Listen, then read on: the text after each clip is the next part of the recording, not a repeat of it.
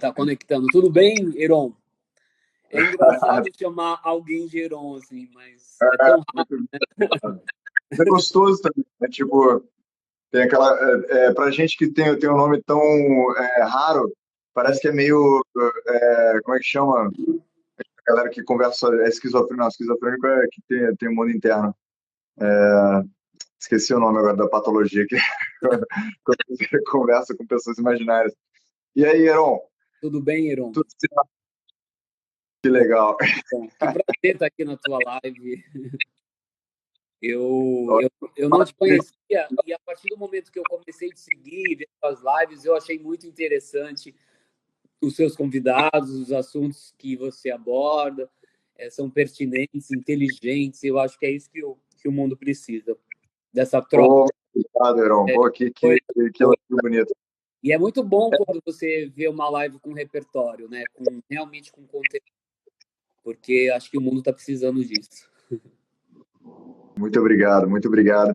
E eu também fiquei muito feliz de te conhecer. A Renata acabou de chegar aí, na verdade, eu vi ela, uma amiga em comum nossa. Uhum, Eu não lembro exatamente como é que foi, aí eu vi seu nome lá e eu te descobri. uhum. E eu vi que você é mais popular que eu. Aí eu falei, pô, como é que tem um herói mais popular que eu? Eu escolhi esse nome para poder ser o herói mais popular do Brasil, que ia ser fácil, né? Muita coincidência. Mas acho que são mundos diferentes, mas ao mesmo tempo que conectam, né? Mas assim, são, eu acho que são universos e pessoas diferentes. Cabeleireiro sincero, um beijo para você. Tem essa conexão. Eu acho que eu acabei me tornando um cabeleireiro mais popular, uma pessoa mais pública, graças acho que as marcas que eu já trabalhei, principalmente com a marca que eu trabalho hoje. Então, é uma marca super democrática, mundialmente conhecida. Então, eu nunca tinha trabalhado com uma marca de varejo. E aí, a PCD me convidou, há muitos anos atrás, quando entrou no Brasil, e eu acabei ficando uma pessoa mais pública. Isso me ajudou bastante. Isso não é normal, né? Cabeleireiros são poucos, né, que sobem para esse patamar, vamos dizer, né? Isso É. até é uma coisa que a gente conversou brevemente, que é Uhum. a questão de você ter vindo de um background mais humilde, e você se colocou para jogo em São Paulo Uhum. e vingou, né? Isso é uma coisa muito bonita. Queria saber mais sobre isso, sobre esse processo, como é que foi, o que você viveu. É muito engraçado porque eu acho que muitos brasileiros têm uma história parecida, né, em vários segmentos. Então, eu acabei conhecendo pessoas que têm histórias parecidas. Eu venho realmente de uma família muito pobre, de pai alagoano e mãe pernambucana, que vieram para São Paulo na década de 70, eu tinha 4 anos só. E meu pai separou da minha mãe, eu tinha 10. E ele tinha 7 filhos, né? Eu e mais 6. Então eram muitos filhos, uma mãe só para cuidar de 7 meninos. E minha mãe casou muito cedo, com 16 anos, então ela nunca tinha trabalhado. Quando meu pai se separou dela e voltou para o Nordeste, minha mãe se viu em São Paulo, uma cidade gigantesca, e, e criou 7 filhos vivendo no cafezinho. Então minha mãe comprou um pacotinho de café, um papinho de cartaz, um café térmico e foi vender cafezinho no centro de São Paulo. Eu tenho muito orgulho da minha mãe, de tudo que ela fez para criar 7 filhos. E eu sempre gostei de mexer com cabelo, assim. Desde moleque eu brincava de ser cabeleireiro, comecei a cortar cabelo com coleguinhas, dos meus irmãos. Então eu sou autodidata. Desde pequenininho já você já fazia isso? Isso é muito incrível. É, Como é que tem algumas profissões, algumas coisas assim que tem essa identificação muito cedo, né? Tava conversando com um amigo de um amigo meu, Sérgio Matos, não sei se você conhece ele, da 40 Graus, que ele também começou assim gostando de moda e brincando, assim, fazendo coisas com moda também com, sei lá, 5 anos. eu com 7 anos eu pegava as bonecas da minha irmã mais velha e cortava. Antigamente, eu não sei se você. Quantos anos você tem? Eu tenho Desculpa. 36. não sei se você vai lembrar, porque eu tenho 50. Antigamente, as camas não eram box, eram camas com alto. Então, tinha um pé, as crianças brincavam debaixo da cama. Então, quando eu era criança, eu pegava as bonecas, me enfiava debaixo da cama e ficava lá cortando. E, Eu lembro das camas que tinha alto. um pouco mais alta. Então, desde moleque, assim, eu lembro que com 10 anos, minha mãe era uma mulher que pintava sozinha o cabelo, eu pedia para passar a tinta dela, depois eu comecei a escovar, depois eu comecei a cortar isso com meus irmãos, e assim foi. Então, foi muito intuitivo, eu nunca fiz curso para cortar cabelo. Quando eu tinha. E aí, quando eu fiz 18 anos, um amiguinho me contou: olha, tem uma tia uma colega da escola que abriu um salãozinho aqui no bairro, era na Zona Leste de São Paulo, um salão muito simples, pequenininho, só cabia 2 cadeiras. E eu fui lá, falei: olha, eu sei cortar cabelo. Ela falou: você sabe? E ela me deu a oportunidade. E eu nunca tinha trabalhado como cabelo, tinha atendido. Era o pessoal da rua. E foi a primeira pessoa que acreditou naquele momento. Eu comecei a trabalhar em 2009 e fiquei 2 anos e pouco nesse salão. Desculpa, não, tá cortando um pouco o som. Vê se Eu não sei, melhora. não sei se, mas estava cortado, parece um erro técnico. Tá? Se for? Não, o Wi-Fi tá... Não, de repente, se você. Por que que você... só um segundinho. Por que que você acha que não é bom? Ah, dá para ouvir? Ah, não, não, porque eu não estava conseguindo ouvir. Eu preciso ouvir. Não, não, então vamos, de repente só foi temporário, porque teve um momento lá que eu parei de te ouvir direito. Melhorou? Mas você estava falando do primeiro lugar que você conseguiu emprego. Ah, by the way, eu fiz esse design aqui com o meu cabelo. Que Uhum. você achou? Eu Você viu o que eu estava falando antes? eu gostei. Em 5 minutos você fala: caraca, eu vou encontrar com o cabeleireiro famoso, eu preciso fazer alguma coisa com o cabelo.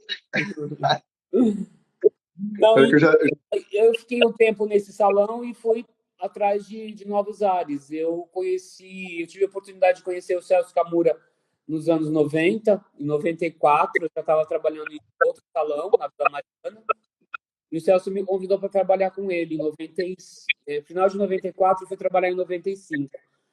E aí o Celso Camura já era um cabeleireiro muito conhecido. E foi a sim. primeira pessoa que acreditou em mim, de verdade, porque naquele Ah, ele é famosíssimo também, né? Então eu não sabia disso, que você tinha treinado com ele. sim. E aí era um momento que o mercado editorial estava muito forte no mercado ainda, né? Você fazia muita revista, capa de revista, fazia uma capa demorada para ir para a banca. E aí eu comecei a trabalhar muito dentro da editora Abril, e isso me ajudou bastante. Antes e depois, ainda a internet era muito fraca no Brasil naquele momento, assim. Não tinha tantas redes sociais, aliás, nenhuma. Então, o mercado editorial foi uma ferramenta que me ajudou bastante. Então, eu fazia muita capa de revista, editorial de moda. A gente começou a fazer o Fito Ervas Fashion, e depois virou Morumbi Fashion, até virar São Paulo Fashion. Tá ruim o áudio? Cortou um pouquinho, sim, mas dá para entender. Dá para entender. E aí eu comecei a fazer muito moda. Foi muito bom, porque foi um grande laboratório. E aí chegou um dado momento que eu falei: eu preciso me tornar um cabeleireiro mais comercial. Estava me incomodando ser um cabeleireiro muito fashion. E já estava Ah, reconhecido no é, mercado. é, deixa eu só entender o que você quer dizer com isso. Você quer dizer que talvez você estava muito na coisa do glamour, né, da mídia, né, do mercado editorial, e não tanto do business, né, de fazer mais de uma loja, né, Exatamente. de Eu acho, expandir. eu acho que tem todo tipo de profissional. Eu adoro os profissionais fashionistas, mas não era o que eu queria para minha vida. Eu já tinha um quê de empreendedor na minha veia, assim. Eu não queria ficar só naquilo. Eu queria muito mais. E eu entendia que o mercado mais comercial para mim era onde eu me encaixava mais. Eu acredito, Heron, que a beleza ela é democrática. Ela não pode ser engessada ou não precisa seguir isso. Eu acredito numa beleza imposta. E a moda tem muito disso, né? De uma imposição, de... Um elitismo, né? Eu não acreditava muito nisso. Eu esqueci que é uma coisa louca eu ter esquecido isso, porque praticamente só funciona com vinho, como se fosse combustível. Então, Eu também. queria Eu adoro. brincar Saúde. com vinho aos herões desse mundo e ao nosso sucesso. Amém. Amém. E tá melhor agora, galera? Bom, Parece que tá. e aí eu não estava me encaixando nesse perfil muito fashionista e naquele momento, em 2000, final de 99, o Vanderlei Nunes me convidou para trabalhar com ele. E aí eu comecei a trabalhar no Estúdio W em 2000. E foi muito bom, porque ali eu já estava entendendo um outro perfil de negócio, já me identifiquei muito com o projeto. E aí eu fiquei no Estúdio W no Shopping Guatemi de 2000 a 2011. Fiquei 11 anos. E aí, em 2011, eu estava com um desejo enorme de abrir meu próprio negócio. E aí, parti para esse lado de empreendedor e estou como empresário há 10 anos. Que maravilha, que bonito. Muito feliz. Adoro ouvir isso. Não só um herói, mas alguém que veio de raízes humildes, conseguir chegar nessa realização, né? E porque assim, eu te falo de experiência pessoal. Eu fui músico da Universal Music e não ganhava um centavo, antes que todo mundo ache que tinha glamour, né? Tinha estagiários, né? Tinha pessoas assim ao meu redor, tinha como se fosse um entourage, né? Eu ia para os clubes privados de artistas de Londres, né, que eu morava em Londres, e tinha todo um glamour, mas eu não ganhava um centavo para começar. E eu sei como é difícil. Você falou que você já era tipo capa de, já aparecia na mídia, né? E já trabalhava com coisas grandes na mídia. E eu sei que não é exatamente fácil você fazer essa transição de falar, pô, agora vou ser sério, vou ganhar dinheiro e vou dizer um pouco não pro glamour. Sim, Você viveu um pouco disso? muito. E eu acho que, na minha profissão, principalmente, o ego, a vaidade, pode atrapalhar muito o profissional, o cabeleireiro. Porque você, como enquanto cabeleireiro, você precisa controlar muito bem isso. Porque você pode escorregar em algum momento. Então, tanto a questão financeira, que você começa a ganhar dinheiro, a se relacionar com pessoas públicas bacanas, gente famosa. Então, você tem que tomar muito cuidado, porque isso pode atrapalhar a sua carreira. Com E certeza. eu sempre fui muito pé no chão. Eu costumo dizer que eu deixo o ego, a vaidade para o meu cliente. Então, para mim, Isso é uma ótima frase, espero que vocês anotem nas frases. É, é, depois a gente vai colocar um memezinho para você. é, Mas o que eu percebo é que as pessoas têm um vazio muito grande, né? Todas as pessoas, eu e você, provavelmente incluso, provavelmente você não tem, né? Porque você tá graduado, do que eu. Nessa carreira de herói, você está mais avançado. Mas o que eu quero dizer é que as pessoas têm um vazio muito grande dentro do coração e isso muitas vezes é preenchido pelo glamour, né? De uma maneira talvez viciosa, talvez que as pessoas não gostariam que fosse. uhum, Então, os jovens procuram muito se comparar, né? As meninas jovens colocam muito silicone, ou cirurgia plástica, entra nessa obsessão por aparecer, para não ser rejeitado, para não ser não aceito, né? Para poder entrar em cliques, em grupos e coisa do tipo.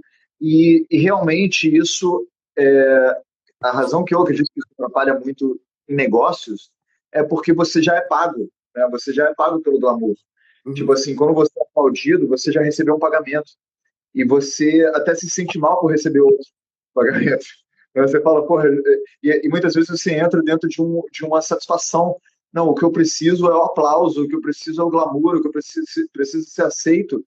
E você para de buscar o feijão com arroz, né? O dinheiro de fato. Então tem muita gente que vive nesse mundo de glamour e nunca saiu, né? Exatamente. Quando eu comecei a ganhar dinheiro, eu quase me perdi um pouco, porque você, querendo ou não, você se deslumbra, e eu não posso ser hipócrita. Então, quando eu comecei a ganhar dinheiro, eu quis ter um carrão, né? Relógios bons, apartamento bacana, viajar de executiva. Eu fui preenchendo alguns desejos, mas depois você vai amadurecendo e aí você vê que você não precisa provar nada para ninguém, né? Então, hoje, eu estou em busca da pessoal, eu vou em busca daquilo que me faz bem. Mas aí a maturidade tem que servir para alguma coisa. É natural que a gente foque durante a vida, é natural que a gente erre, dê uns tropeções, assim, mas assim, eu sou um cara muito pé no chão com os meus. Vou fazer meio século agora em agosto, e, e eu acho que teve para alguma coisa. Mas eu vejo uma geração nova que trabalha comigo, eu tenho uma equipe grande, e eu vejo que essa geração é uma geração do imediatismo, né? Então, eles querem fama, dinheiro, sucesso, um ano. Então, eu vejo que a trabalhar é igual um enter de computador. Só que uma construção. Eu posso te incomodar de novo, porque começou a falhar de novo. Você pode rapidamente só sair e voltar de novo? Porque funcionou bem. De novo. É bom que a nossa live fique Obrigado. mais longa. Ou não, né? Não necessariamente, mas pode ficar um pouco. Eles botaram fone de. Não, então, cabeleiro sincero, de novo agradecendo a sua sinceridade. A gente já tentou de tudo aqui, o Instagram tá louco e botar microfone não ajuda nada, até atrapalha. Ai, Fala, meu melhorou? fez um discurso bonito e eu estava gostando. Se a gente puder retomar. Você estava falando sobre o glamour, né? E as pessoas acabam ficando dentro. Vê se tá chiando minha voz. Tá bom. Tá bom? Então, eu acho que essa galera nova, ela é muito imediatista, quer acesso, fama, dinheiro muito rápido, né? A internet ela trouxe muitos benefícios para as pessoas, mas eu sinto que essa geração eles estão muito ansiosos e saem atropelando tudo. E eu que fui um cara que passou por uma construção, eu não sei se tá voltando ruim para mim aqui o som. Está ruim, né? O meu som tá voltando ruim? O meu. Deixa eu mas você tá ouvindo. deixa... Ai, gente, eu peço desculpa. Deixa eu mudar de lugar aqui para ver se melhora. Relaxa. A conversa é super casual. Mas você falou que o seu som tá voltando ruim para você? Agora eu não sei se melhorou. Não, mas você não deveria estar ouvindo o seu som. Você tá ouvindo com algum som externo? É um chiado, mas eu acho que melhorou agora. Ah, tá bom. Se quiser experimentar colocar um fone, pode, mas acho que se melhorou, tá ótimo. Eu acho que melhorou. Melhorou aí, galera? Pra mim tá bom. Pra gente aqui tá bom. Uhum. Que bom. Então, se melhorou, ótimo.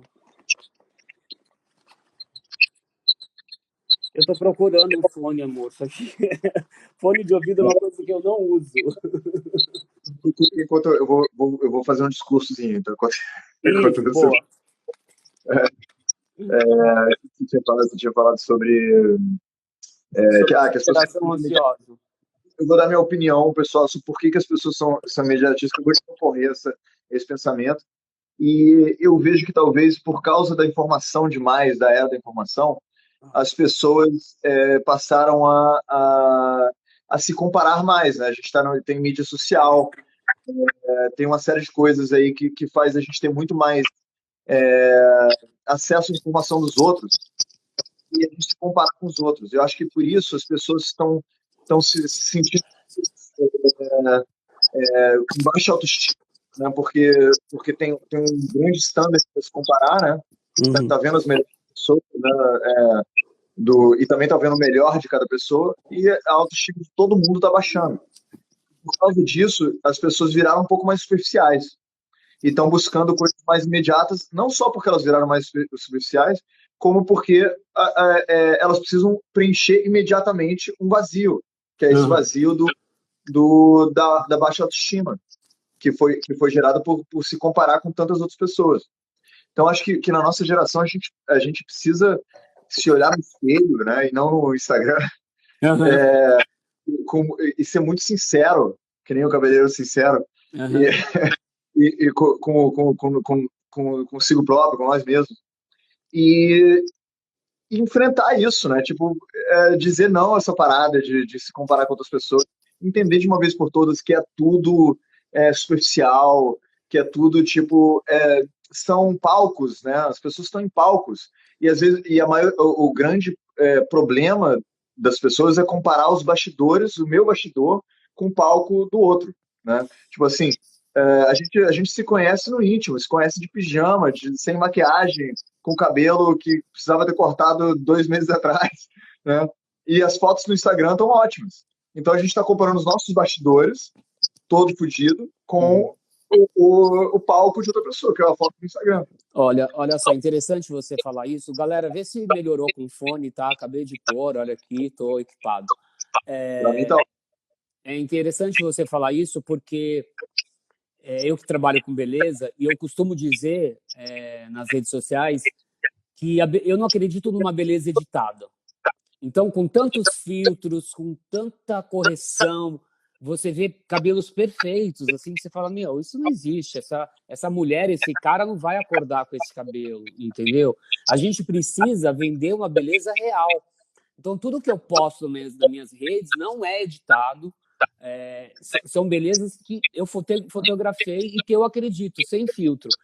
Porque e eu vejo que muitos cabeleireiros ficam tentando copiar e aí esquece de ter uma marca registrada, de ter o seu estilo próprio, porque quer copiar o cabeleireiro famoso. E eu acho que está aí um grande erro, porque o cliente ele vai se identificar com o teu trabalho. Então, tem que tomar muito cuidado, porque do mesmo lado que a rede social trouxe benefícios, ela pode prejudicar os profissionais. Então, a cliente pode ver um cabelo perfeito no seu perfil, mas você vai conseguir reproduzir esse cabelo na sua cadeira, né, no seu salão? Então, eu procuro tomar muito cuidado com as expectativas das pessoas. Eu tenho muito respeito pelo que a pessoa deseja e pelo que eu procuro entregar. Então, tudo tem limite, né? Então, isso que você falou é pura verdade. E você vê perfeições, você vê corpos perfeitos, pessoas felizes, ninguém está triste nas redes sociais, está todo mundo feliz, está todo mundo ostentando. Mas e aí, como que é o dia a dia? Eu costumo dizer, como que é o teu cabelo a hora que você acorda? Como que é o teu cabelo a hora que você sai da piscina? Isso, para mim, é real. Isso me fez lembrar algum feedback de cliente de cabeleireiro. Eu não sei, só para disclaimer, eu nunca fui cliente do Heron ainda, mas assim que eu for para São Paulo, que eu nunca mais pretendo na minha vida, né, porque eu já cansei de São Paulo, mas quando mentira, eu sempre vou negócio para São Paulo. Quando eu for para São Paulo de novo, vou fazer questão de te visitar para a gente tomar um café, pelo menos, ou um vinho, sair para night aí depois do apocalipse. Mas um feedback de cliente é que eu acho que você está falando de cabeleireiro no geral e acordar com cabelo, né? Mas uma outra coisa é que muito cabeleireiro te arruma todo na hora de cortar o cabelo, aí põe lá o Gumex, né? Como as pessoas dizem, e te deixa prontinho, aí você sai, pô, sentindo como uma nota de $1 milhão, né? Mas depois você chega em casa, você não consegue reproduzir em casa a mesma coisa que o cabeleireiro fez lá. Não consegue arrumar do mesmo jeito, você não usa o secador às vezes, entendeu? E você fica um pouco decepcionado com isso. Eu acho que é importante para o cabeleireiro, isso é uma coisa que me ocorreu quando você estava falando, que nem você sugeriu, de dar aquela possibilidade da pessoa de ter um cabelo bom o suficiente para usar em todos os momentos, não ter aquela queda, né? Interessante você falar sobre isso, porque eu mesmo falo para os meus clientes do salão, todo mundo sai lindo. eu quero entender o meu cliente no dia a dia. Como que ele vai administrar aquilo que eu fiz, aquele corte, aquela cor? Então, o cabeleireiro, primeira coisa, ele precisa executar o trabalho, mas ele também precisa ser um consultor. Então, ele precisa pensar no pós-atendimento, ele precisa ver quais são as ferramentas que eu preciso dar e orientações para o meu cliente para ele administrar aquilo que eu fiz. Então, se vou precisar indicar um produto certo, se eu vou precisar dar umas dicas para ele do secador ou um jeito de arrumar, essa consultoria ajuda você não só a construir uma relação com o teu cliente, mas a orientar ele a fazer o teu trabalho ficar melhor. Então, isso é bom para os dois lados. Então, eu acho que o cabeleireiro não é só aquele cara que executa o trabalho, mas é aquele cara que dá consultoria pós-atendimento também. Porque as pessoas... Exatamente, né? Porque se você está construindo uma carreira a longo prazo, né? E isso volta àquela coisa do imediatismo. Uhum. Como cabeleireiro, se você está querendo uma fidelidade do cliente, eu acho que as pessoas deveriam procurar isso. Uhum. A pessoa tem que estar satisfeita a longo prazo. Então, ela vai, claro que vai lembrar. Talvez quando ela sair do cabeleireiro, ela vai ficar menos impressionada, né, do que quando se arruma ela toda, né? Uhum. Mas, a longo prazo, no dia a dia, ela fala, pô, esse corte aqui é um dos melhores que eu tive, né? Uhum. Que eu cortei bem. E você lembra, porque a maioria dos momentos da vida você está correndo, você não teve tempo para se arrumar o suficiente. Uhum. Esse é dos tempos da vida. E o que ocorre muitas vezes é que às vezes a gente já pega. Você quer comentar alguém que apareceu aí? Não, eu só estou lendo comentários maravilhosos dessas pessoas que eu amo, só pessoas carinhosas, pessoas incríveis. Eu te amo. Eu acho que o cabeleireiro ele não pode ficar preso só. Eu costumo dizer, Heron, que eu não sou um cara que só diminui tamanho de cabelo ou muda a cor de cabelo. Eu preciso ser muito mais do que isso para o meu cliente. Eu preciso criar uma relação, eu preciso orientar. E você falou alguma coisa interessante de você lembrar daquele cabeleireiro. Então, eu tenho as minhas estratégias. Então, quando eu indico um shampoo para minha cliente, eu vou indicar o shampoo certo, eu vou dizer para ela como que ela vai aplicar, como que ela lava corretamente. Então, você está ali no box, lavando seu cabelo, você está lembrando das orientações que eu te dei. Tudo isso é uma estratégia, mas assim, funciona, porque você cria uma relação de dependência. Então, o meu cliente, ele fica inseguro de ir lá na prateleira e escolher o shampoo sozinho. Ele fala, peraí, né, mas eu acho que eu preciso de uma dica do Heron. Precisa de você é o guru do cabelo. Eu acho que quando você se torna um consultor do seu cliente, você cria essa dependência, mas é uma dependência boa. Eu criei uma hashtag chamada Dica do Heron, porque eu sou aquele cara didático que gosta de cuidar do cliente como um todo. E Heron, eu estou muito impressionado que eu fui no escuro, assim, sem te conhecer muito. É claro que eu dei uma espionada no seu Instagram, mas eu estou muito surpreso, assim, com o seu conteúdo, com a sua integridade, porque, pô, gente mexendo com moda e com o cabelo, você sabe que não é todo mundo que tem tem julgamento, mas é claro que a gente está perdendo um pouco, né, no mundo do glamour, que é o assunto de hoje, né? O assunto da nossa conversa aqui agora é essa questão, né, de realmente se perder, de entrar muito no imediatismo, de entrar muito na especialidade. E a Renata Vasquez acabou de te chamar de Heron 1 aqui, não sei se você percebeu. Maravilhosa. A Renata é uma cliente que mora no Rio, mas ela vem para São Paulo para fazer o cabelo comigo. Eu confio muito no Heron 1. Eu estou presumindo que ela quer dizer você, porque eu tenho certeza que ela não confia muito. Não, a Renata é uma cliente maravilhosa, o irmão dela e eles vêm para São Paulo só para fazer o cabelo, isso é maravilhoso. Mas eu tenho clientes do Brasil inteiro, é maravilhoso isso. Eu amo todas. Bom saber que os livros da Renata estão vendendo tanto a ponto de ir para São Paulo. Maravilhosa. Leiam os livros da Renata Vasquez, gente, ela vai ser convidada também mais para frente. E ela ficou super com ciúmes que você veio antes dela.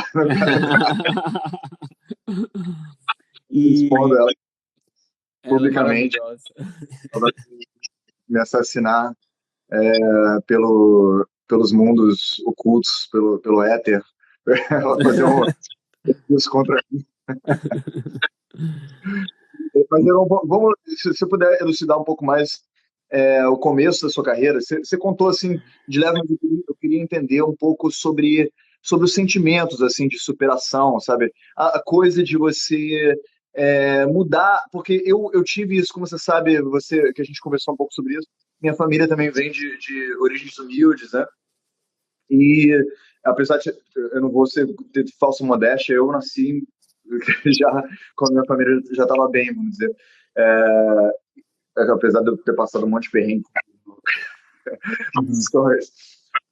Mas o que eu queria, vindo dessa família, eu entendo o que é mudança, né? O que eu quero é o seguinte: quando você está num patamar, vamos dizer, nível 1, sem comparar o que é o que, mas você tem sonhos, né? Você tem certos sonhos. Os sonhos só vão até no máximo nível 3, porque você não consegue vislumbrar o que é nível 4 e nível 5, por exemplo. E quando você alcança o nível 3, você percebe que existe um nível 4 e nível 5, aí você começa a sonhar com o nível 6, né? Aí eu queria saber com você, de você, da sua trajetória, que você veio de origens muito humildes, como foi esse processo de mudar de sonho? Você entende? De ter um sonho, depois amadurecer e ter um sonho maior ainda, mais nobre, mais ambicioso. Heron, quando eu comecei a cortar cabelo na zona leste de São Paulo, um bairro simples chamado Parque São Lucas, eu, honestamente, não sabia que existia esse mundo que eu vivo hoje. Então, eu vivia ali na periferia de São Paulo, numa humildade muito grande, uma simplicidade enorme, e eu não conhecia o mercado de luxo. Eu não sabia que existia essa diferença. Foi um processo gradativo. Então, as coisas elas foram acontecendo naturalmente na minha vida. Eu fui conhecendo as coisas aos poucos. E aí você vê que o sonho é tão relativo, porque naquele momento o meu sonho era ter uma casa própria, era ter um carro, era poder comprar as roupas que eu queria, poder viajar. Esses eram meus sonhos, né? Mas eu sou um cara muito pé no chão e eu não me deslumbro com... Eu não sou um cara de ostentar. Óbvio que eu gosto de coisas boas. Eu gosto de tomar um bom vinho, gosto de frequentar os melhores restaurantes de São Paulo, gosto de comer bem, mas assim, eu nunca fui um cara que... É igual, assim, pra mim, tipo, Heron é tudo igual. Mas, por exemplo, eu nunca sonhei ter um helicóptero, um avião, isso, sabe? Mas, assim, para mim, o mais importante era o repertório que eu ia ter para minha vida, a história que eu ia ter para mim, não para os outros. O que aquilo vai agregar para minha vida de valores, assim. Então, eu fui abastecendo a minha vida com um repertório que refletisse bem na minha carreira, mas me agradasse na vida pessoal. Então, era sempre uma conexão. Essas pessoas que falam que separam a vida profissional da vida pessoal, eu não acredito muito bem nisso, porque, para mim, elas se conectam. Eu preciso colocar meu coração naquilo que eu estou fazendo, eu preciso conectar as duas coisas, porque os meus desejos, eu coloco a minha ambição no meu dia a dia, coloco o meu amor, e existe essa conexão muito forte.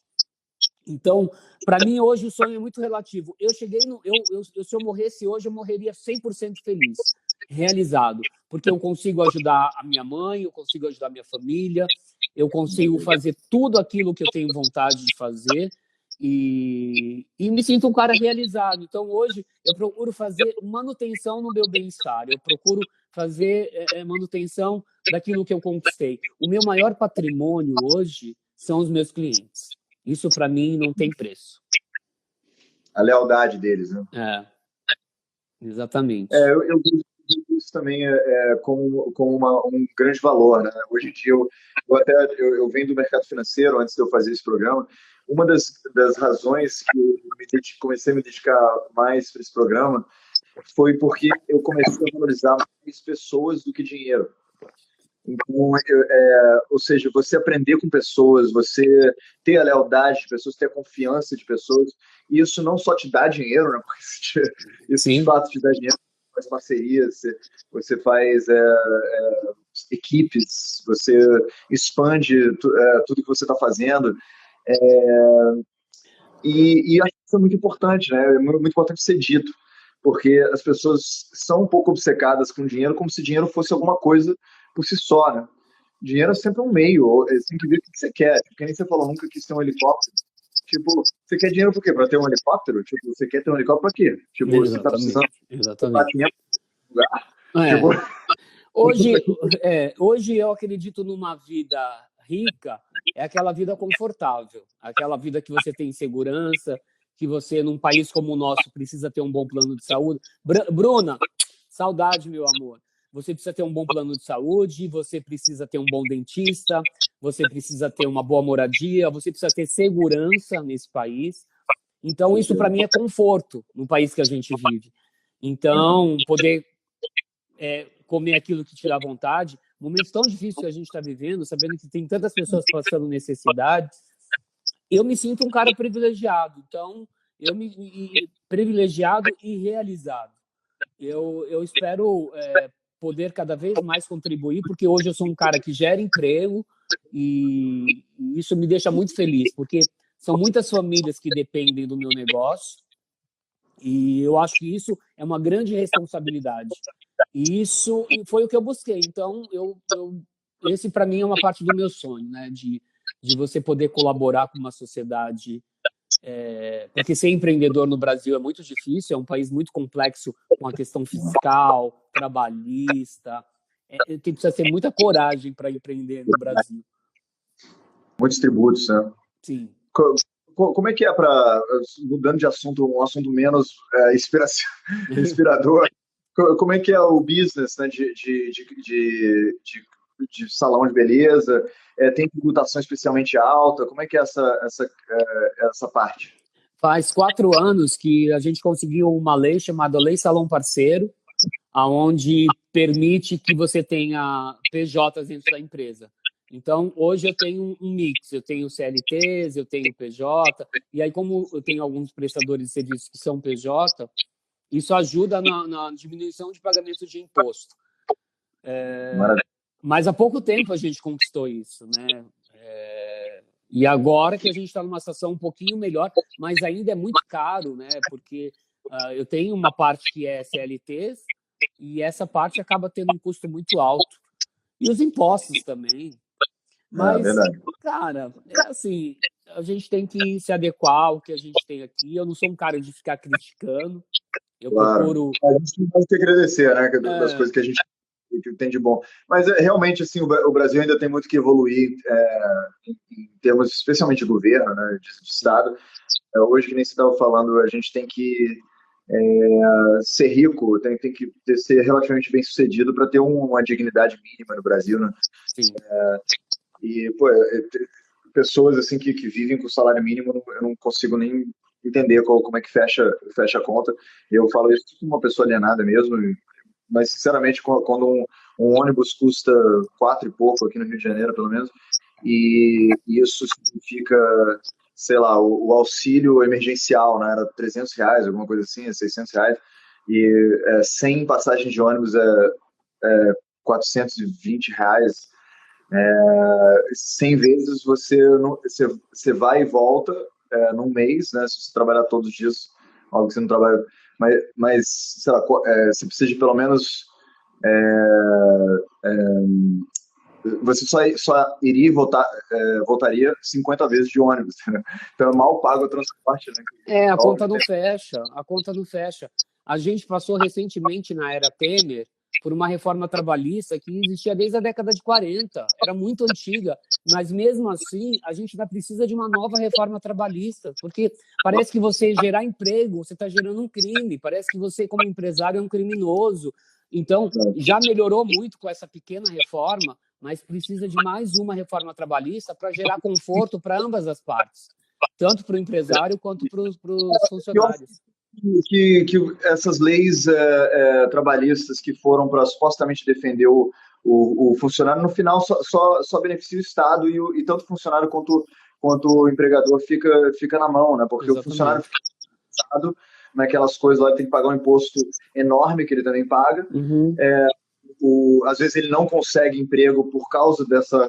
Então tem muito desemprego por causa do problema do CLT, e todo mundo fica na mão, menos o Estado, né? Então, o famoso problema da demagogia política. Exatamente. As pessoas, discursos muito bonitos que as pessoas compram, né? Achando que é humanista, que vai salvar as pessoas, que vai alimentar todo mundo. Aí, tipo, sei lá, Dilma, que quebrou o Brasil, mas deu um monte de Bolsa Família, não sei o quê, e deu orçamento para educação. Mas, pô, quebrou o Brasil, então, tipo, não funcionou. Então, isso não festa. Então, todo mundo perdeu. Porque aí o que acontece? A economia quebra, os empregadores quebram, aqueles que ganharam a Bolsa Família, que estavam com o emprego junto com a Bolsa Família, né, sem declarar, não sei o que, se ferram. Eu acho que essa reforma trabalhista precisa ter mais uma reforma. A gente precisa de uma reforma urgente administrativa e outra reforma tributária. Isso, para mim, é fundamental. A gente está muito atrasado. A gente precisa de reforma de tudo, basicamente. Então, o que eu costumo dizer é que a gente tem que parar de olhar para os detalhes e mudar a Constituição do Brasil. A Constituição do Brasil é ruim, foi mal feita, foi uma máfia. Concordo com você. A gente está muito atrás, super concordo. Fora todos os impostos que os brasileiros pagam, você tem que terceirizar tudo. Você quer ter uma boa educação, você tem que terceirizar a escola do seu filho. Você quer ter segurança, você tem que blindar o seu carro e encher sua casa de câmeras. Você quer uma saúde decente, você tem que ter um puta plano de saúde. Então, você paga um absurdo de imposto e tem que terceirizar tudo. Se pelo menos as pessoas mais pobres tivessem acesso à educação, à segurança, à saúde, tudo bem, os ricos pagariam os impostos, a gente continuaria terceirizando todas essas coisas, mas as pessoas mais simples teriam acesso. E não tem. Isso, para mim, é um absurdo. O que muda um país é a educação. O Brasil precisa investir em educação, precisa investir em cultura, porque a cultura faz parte de uma educação. E eu vejo que a gente está ficando muito pobre nesse sentido. Com certeza. E assim, a grande promessa do governo Bolsonaro era mudar tudo isso, né? E está fracassando gravemente, né? Era ter uma mudança revolucionária, né? Essencial no governo.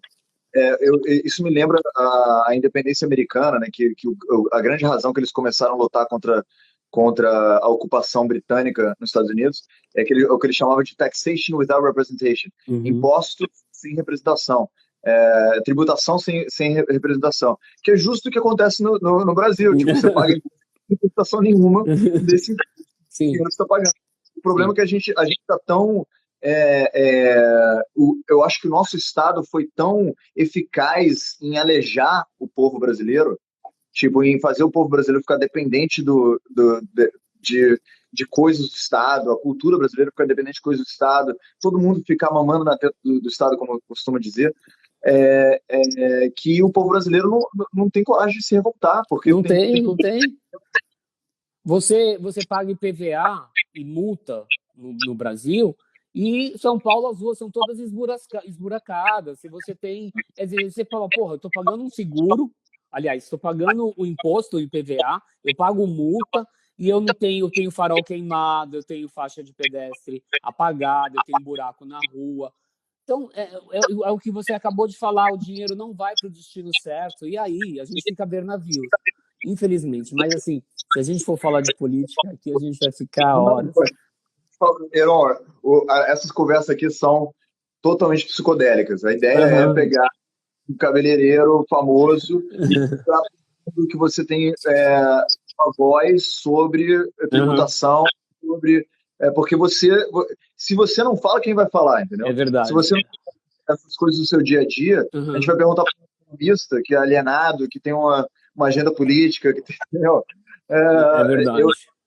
O programa é sobre isso, entendeu? É sobre extrair verdades ocultas, né?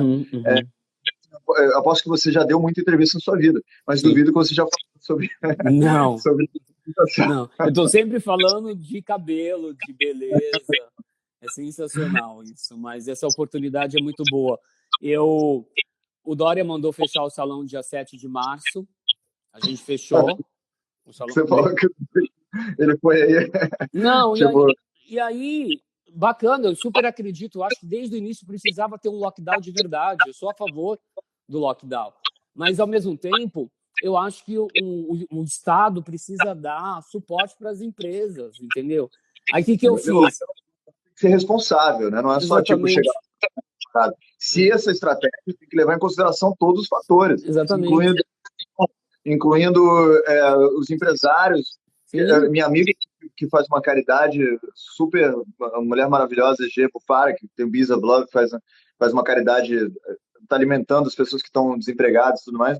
Ela falou que ficou horrorizada, sabe? Foi para o centro do Rio de Janeiro, as pessoas que eram pessoas do bem, assim, pessoas que trabalhadoras, que sempre, por princípio, né, religiosos, talvez, que por princípio nunca foram pro crime, coisa, e pessoas falando assim, agora eu tô indo pro crime, entendeu? Eu tô disposto a matar para alimentar sim. meu filho.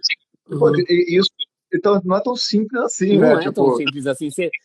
Daisy, um beijo, meu amor. Prazer ter você aqui nessa live. Iron, ela tá. Verão Rox, acho que é comigo. Desculpa.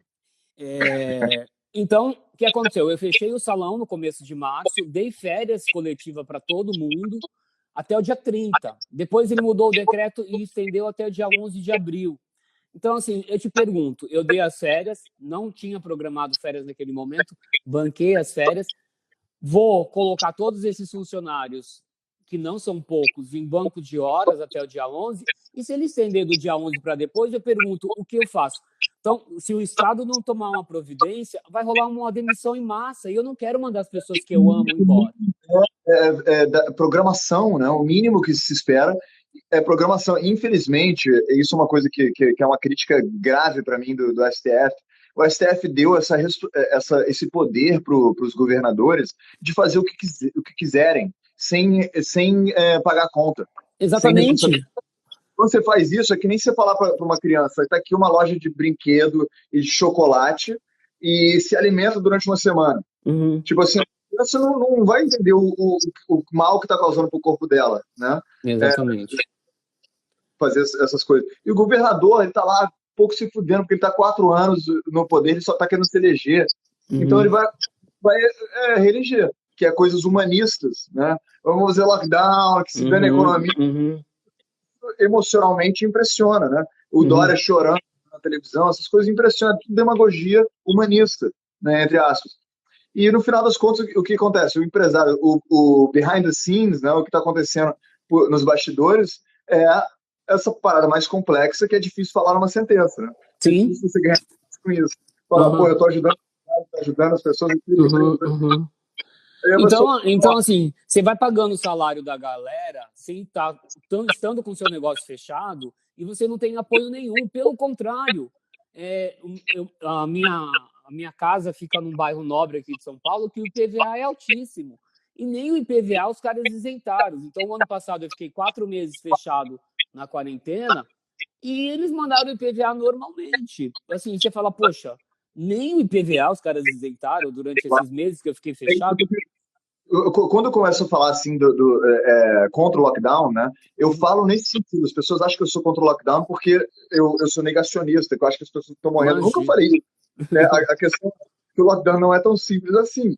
E quando você vê assim, na frente aqui na frente da praia, graças a Deus, Uhum. e vê as pessoas rebocando carros porque estão na rua, que carro parado na rua, que tem a ver com lockdown? Isso é só para ganhar dinheiro de multa. Sim. Entendeu?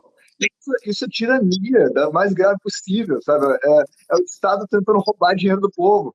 Então, como é que as pessoas podem aplaudir isso? Tipo, entrar numa. E as pessoas no Instagram, pô, lockdown, vai salvar vidas, e Uhum. mostrar a galera rebocando os carros, tem que rebocar mesmo.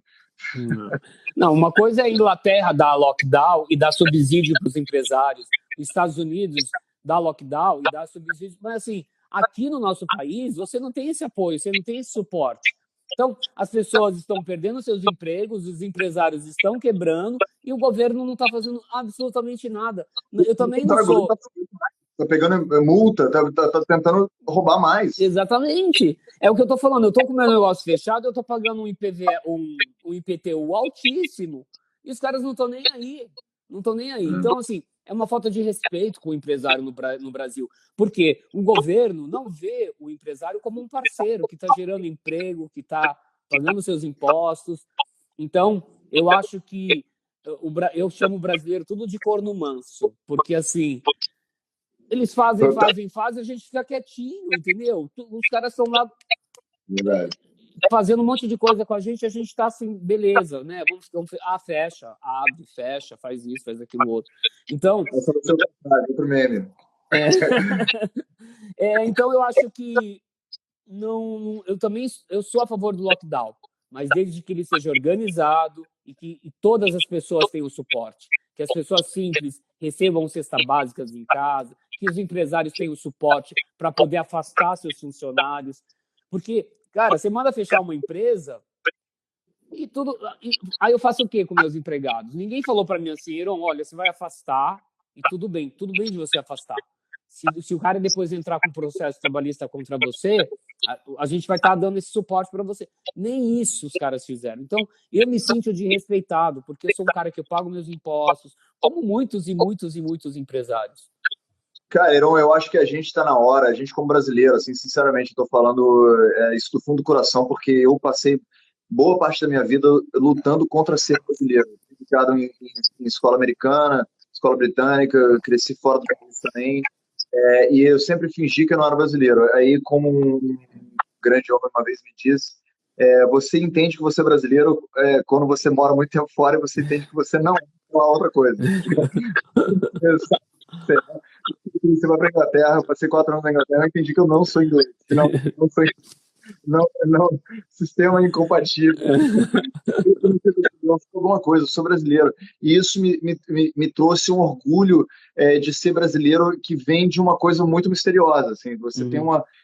Porque racionalmente você não vê muita coisa por qual se orgulhar, né, dentro do Brasil.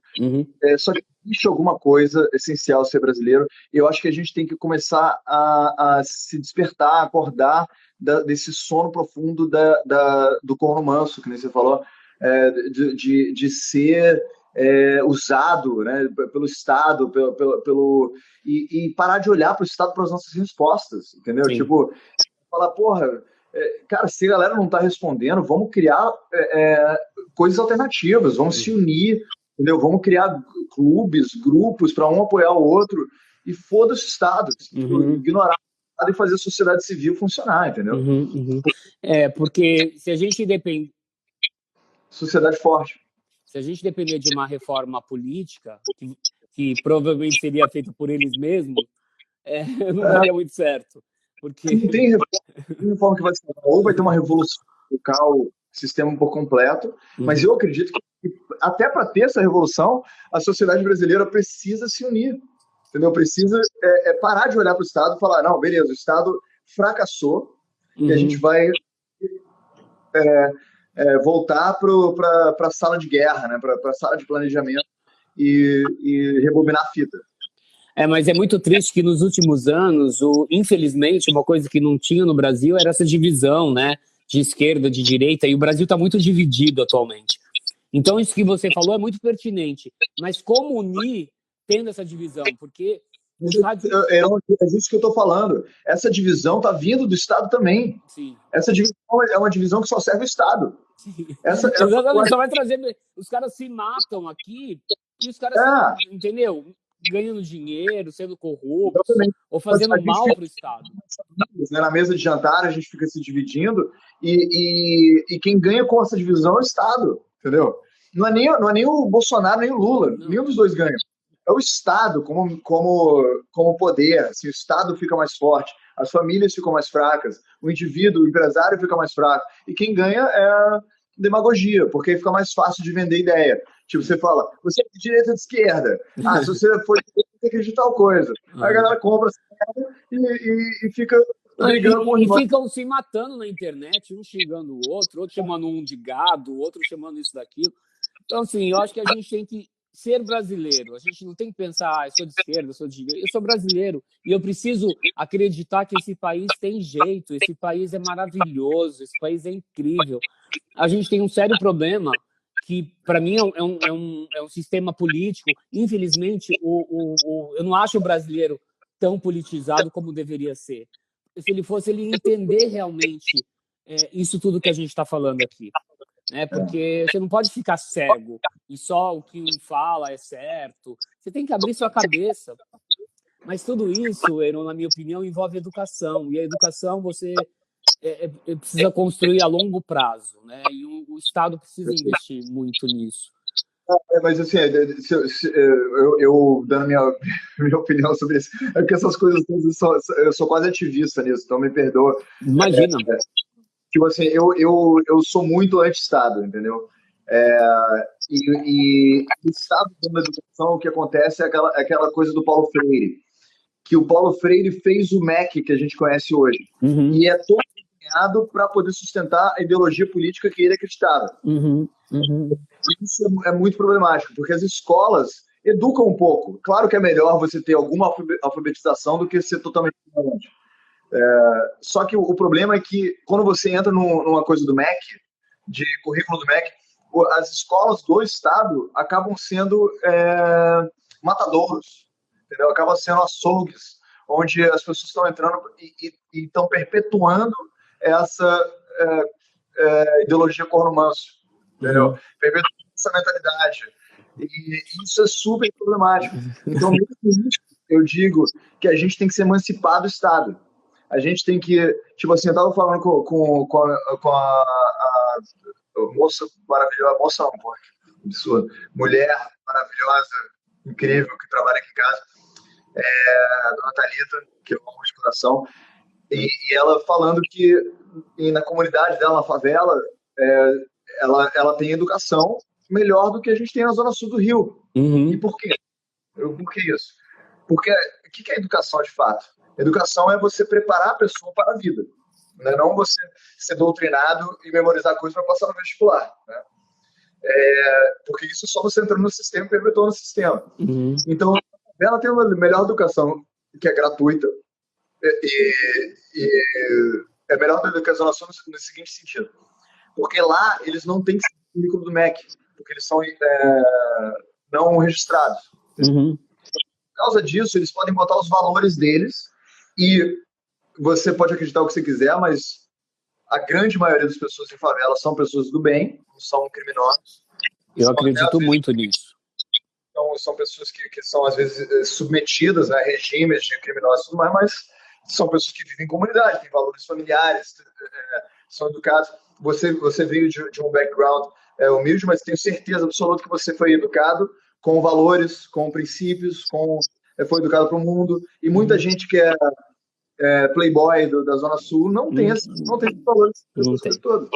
Então é isso que eu estou falando. É uma sociedade que não tem subsídio do governo, a favela, não tem ajuda nenhuma, e no final os filhos eles têm oportunidades muito menores. Então, eles não estão sendo bem protegidos, é porque, eles cresceram no pior das circunstâncias econômicas possíveis, né? Mas em termos de preparar para a vida, eu tenho certeza absoluta que um cara que cresceu na favela é muito melhor do que eu.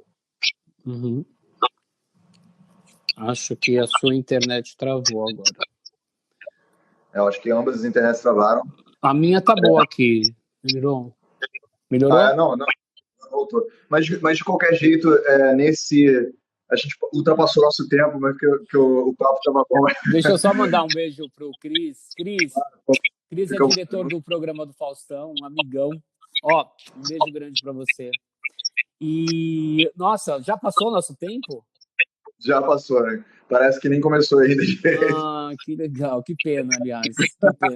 Que pena. Eu te prometo que a gente faz outra live juntos, até porque eu gostei dessa coisa de Heron com Heron, assim, deu super certo. Eu adorei que muita gente entrou, fiquei feliz com a galera participando. Desculpa não responder todo mundo aqui, porque a gente ficou no nosso papo. Mas, galera, obrigado pela companhia de vocês aí, por estar prestigiando a nossa live. Heron, foi um prazer gigantesco te conhecer um pouco melhor. Você é um cara aí que tem muito repertório, muito conteúdo. E eu adorei participar, adorei o convite. Pode me chamar quando você quiser, vai ser um prazer. Você me emocionou muito com a pessoa que você é, com a surpresa, né, de te conhecer, essa coisa, né, de conciliar várias coisas que são improváveis. Não é à toa que a gente se chama Heron, né? E é isso, cara. Tipo, pô, muito, muito prazer enorme de te conhecer, de saber que você existe. Legal. E tamo junto aí, qualquer coisa que você precisar, me liga aí, você tem meu número. Obrigado. Vamos conversando, eu vou te visitar, vem me visitar aqui no Rio também. Tá bom. E, cara, obrigadão por aceitar o convite, por esse conteúdo maravilhoso que você forneceu, Legal. desde integridade pessoal, da moda até a tributação e política do Brasil. Que legal. Especialmente em termos da sua coragem, da sua integridade pessoal, da sua simplicidade, né? Que você podia ser um cara que esnoba outras pessoas. Você tem tudo para isso, né? Você veio de background humilde, você alcançou, então, porra, você, em termos de onde você saiu para onde você está, você ganhou mais ainda do que os seguidores que você tem, mais do que eu, que eu fico